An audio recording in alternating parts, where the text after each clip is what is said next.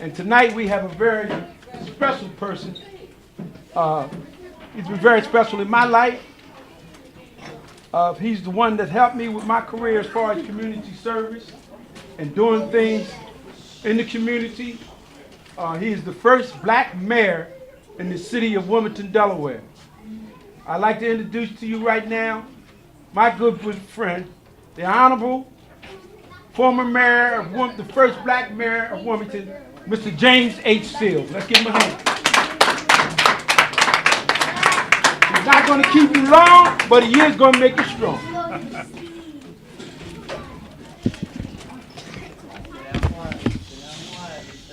Hello.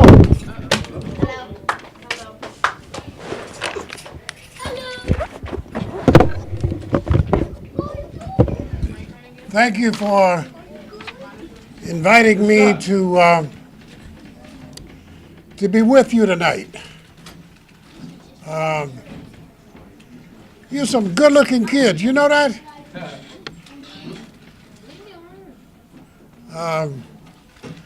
Being here tonight is a little bit like coming home.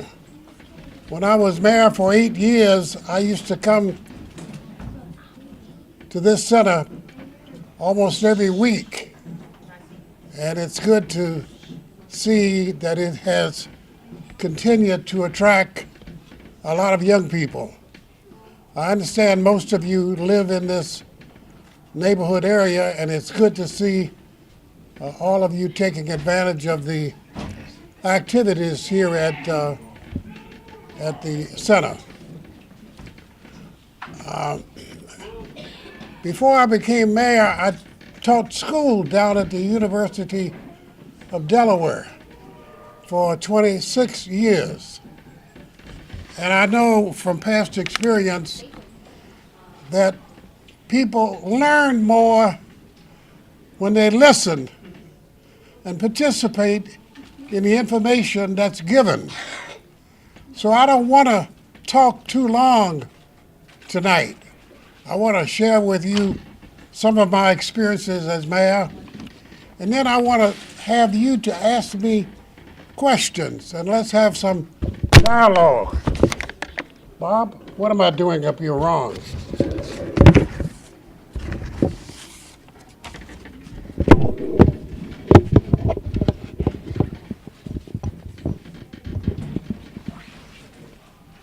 I'm from Raleigh, North Carolina. Came to Delaware in 1959. Didn't know a single person in Wilmington. Got off the train, asked a red cap to help to give me some information on where I could get an apartment or a house for my family and to bring them up to Wilmington after I had been here for a while.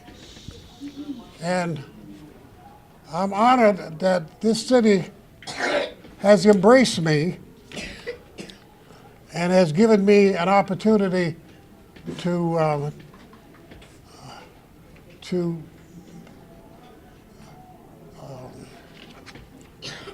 have a number of positions of leadership. I was Wilmington's first African-American city councilman at large in 1968. And then I was a state representative for 10 years in the Delaware General Assembly. And then lastly, I was mayor of your city, our city, from 1993 until 2001. I think one of the best things we can learn from Black history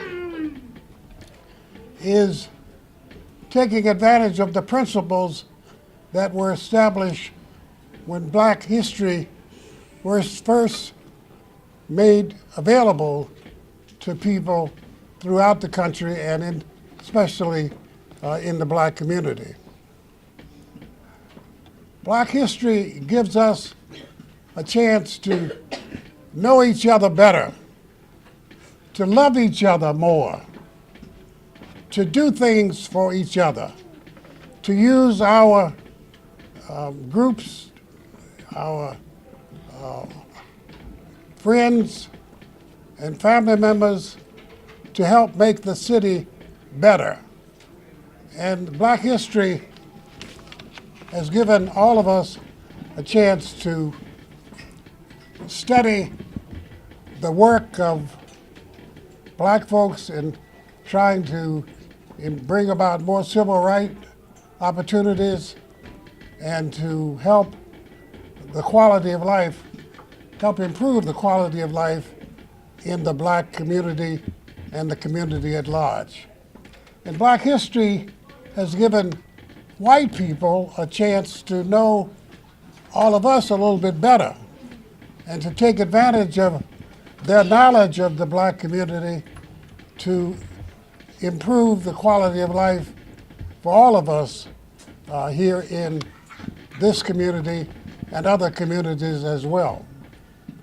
I have 3 children and 4 grandchildren. And one of the things that I most like to do is spoiling my grandkids. And it's one of the joys of life is to see my kids and my grandkids grow up and develop and grow up to be really good citizens and to help raise families in our city and other places. What else can I tell you about myself? I taught at the university for 26 years. Before I went to the university, I was also executive director at the People's Settlement on the east side of town. So I've seen a lot of changes in our city, changes for the better, and I've seen our city grow and become the centerpiece of the state of Delaware. And the way Wilmington goes, so goes the state of Delaware.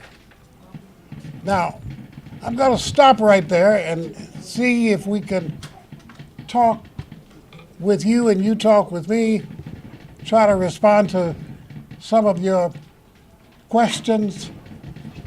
Yes, tell me.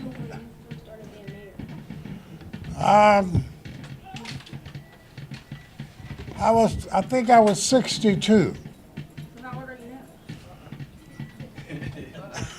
now? I am 87. Wow. You know, you can't keep your age from people who've been in public life, because everybody knows how old you are from having seen and worked with you and others, elected officials, for a long time. Where did I see a hand over here? I'm going to call on you if you don't call on me. Yes.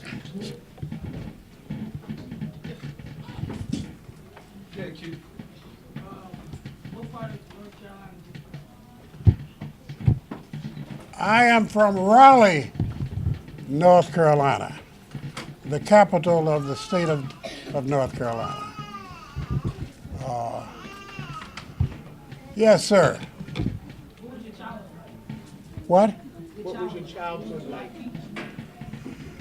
Well, I did a lot of things as a young person. One of the things that I enjoyed the most was going uptown in Raleigh and shining shoes on Friday night and Saturday. And I was very good at shining shoes. and making money from shining shoes, starting from when I was 7 years old. I got a chance to make some money, got a chance to get some job experience, and got a chance to feel like I was somebody. So that was one of my childhood experiences. I also was a great pool shooter. I loved to shoot pool. And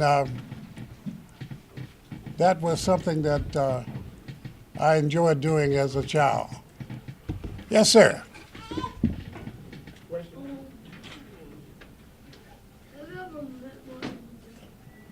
Have I ever met Martin Luther King? Yeah, I met Martin Luther King I think it was about 1961 when he came to Wilmington. And he also was a graduate of Morehouse College, where I went to school. Now, he finished before I finished, but I got a chance to meet him. He was a great man and did a lot for our nation. Yes. When you met Martin Luther King, was he only fighting for the blacks and whites or no? Was he what? When you met Martin Luther King, was he only fighting for the blacks and whites or no? I didn't quite hear that. Stand up, and There you go. That's right. Stand up, talk loud. Like you do any other time. When you first met Martin Luther King, did you? Never mind. No, come on, stand up. you're doing fine. Martin Luther King, That's a great was he question. fighting for whites? Okay, so her question was, when you met Martin Luther King, Yeah. at the time, was he fighting for our rights? Blacks and whites. Yes, he was. And I think that's something people overlook, and that is that Martin Luther King was a fighter for equality and justice for all Americans. He gave priority to black folks and the black community, but he felt that he had a responsibility as a leader to improve life for everybody. Yes. Is there any civil rights issues in Wilmington? Are there any civil rights issues in Wilmington? No, he said, why you was mayor? Were there civil rights issues when you were mayor of the city of Wilmington? Yeah, there were. Still are. When I was mayor, we had problems of crime and juvenile delinquency, and we had problems similar to the ones we're having now. But we're making progress, and good to see Kevin Kelly, our Director of Parks and Recreation. How you doing, Brother Kelly? I'm doing good, Mayor. How about yourself? Good, thanks. How's everybody tonight?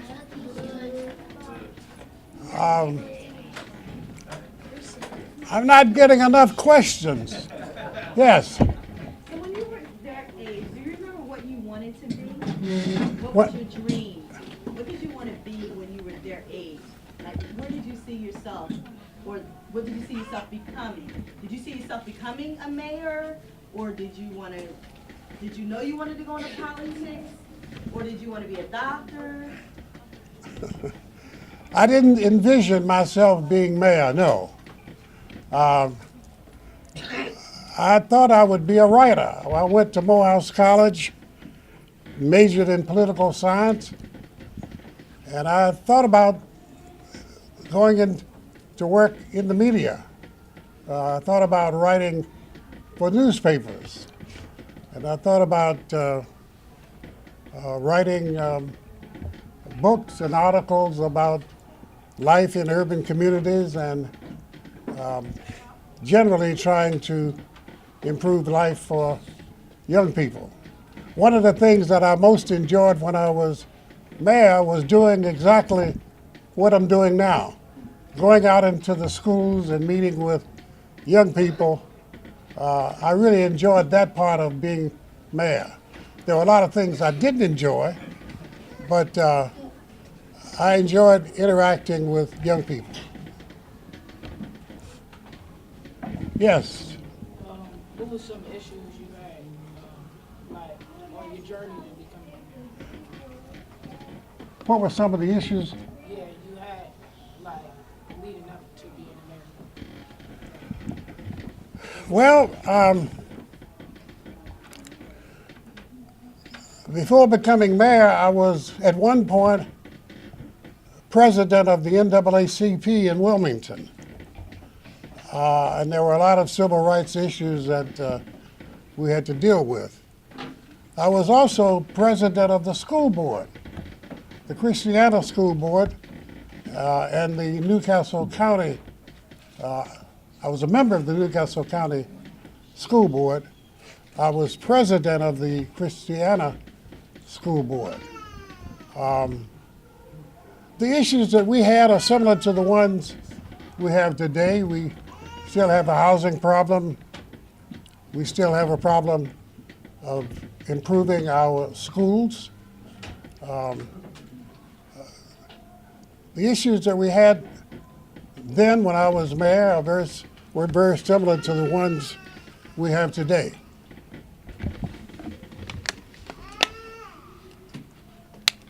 So what made you start going into politics? I was executive director of People's Settlement, and we had gotten money from the federal government to establish an anti-poverty program. And we had a lot of demonstrations and trying to improve housing and job opportunities. And I got fairly well known when I was at People's Settlement. And I was asked to run for city council at large. And I did in 1968 and was city councilman at large for 4 years. Now, up to that point, no African American had ever won a city at large seat. They had won seats from districts, but never having won an election citywide. Did I answer that? Yes. Yeah. Yes, Karen. What one accomplishment that you made as being the mayor of the city of Wilmington? Can you name one accomplishment? I thought we had some success in getting more business groups to come to Wilmington. MBNA came to Wilmington and employed a lot of young people who lived in Wilmington. Our wage tax income went up significantly as a result of the business groups that came to Wilmington or remained in Wilmington. Our riverfront was started during riverfront development started when I was mayor, and we have, I think, one of the best social and economic opportunities at the riverfront, comparable to most cities around the country.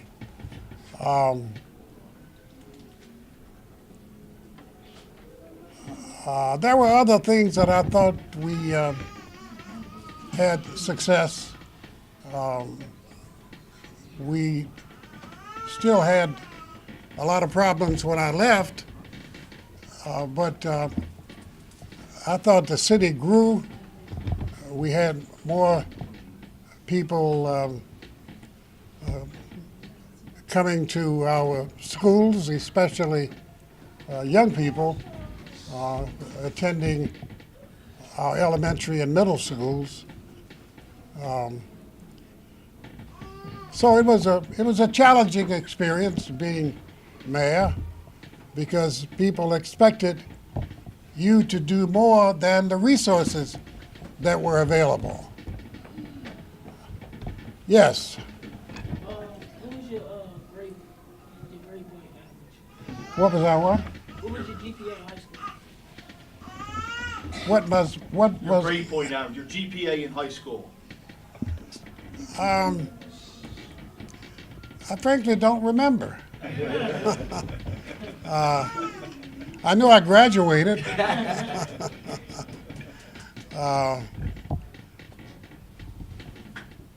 But I don't remember exactly what my GPA was. Yes, young man, right here. What state was you born in? What state? Were you born in? Well, as I said earlier, I was born in Raleigh, North Carolina. What would be one piece of advice you could leave our young men and women?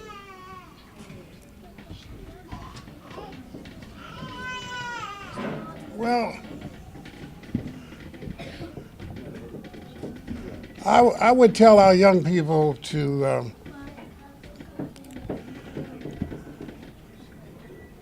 do a better job of planning and to do a better job of establishing goals and to do a better job of realizing that nothing comes easy, that success requires a lot of hard work, a lot of study, and you can't expect instantaneous success. That if you want to be success as an adult, you've got to work hard to be successful as a student in school. So I would urge young people to realize that to be successful, you've got to plan, you've got to establish goals. Yes. Can somebody help me with that question? Was you there when Martin Luther King gave his speech? Yes, I was. Martin Luther King came to Wilmington at least once during his lifetime that I recall, and he spoke to hundreds and hundreds of people at the Howard High School on the east side of town. All right. Like I told you, we're bringing in Mr. Sills with a lot of information and a lot of history and a lot of black history. At this time, I want to introduce, most of you know him, Director of Park and Recreation, and one of the main reasons why we're able to produce things like this, Director Kevin Kelly. So I'm not going to be long. I had the pleasure of serving on city council with Mayor Sills. If you go back to 1992, when Mr. Sills became the mayor, he was the first African-American mayor of the city. So if you take the country when Obama became the first African-American to be the president and take that times 50, that's how much of a big deal it was in this city for this man to lead us. He came in at a tough time, and he did a heck of a job. He managed through things. He's very modest. Anybody here ever hear of Safe Haven? Yeah. You know who invented Safe Haven? This man. So when we were in the 90s, he took it upon himself that young people needed to be somewhere late at night. Not just from 8 o'clock at night, that Friday nights and Saturdays we needed to be open for young people. This was the gentleman who created that. You ever hear youth intervention teams where people go out on the street and engage people to find out what's going on? This is the person who started that, with the help of some others, but it's his idea to be able to get that together. So he's never forgot where he came from. He's still in the city, been here his whole life. He's a doctor, he's an educated person. This is African American history right here. This is what it's all about. It's not guys on TV and all that other stuff. It's this gentleman right here. So let's give him a hand of applause.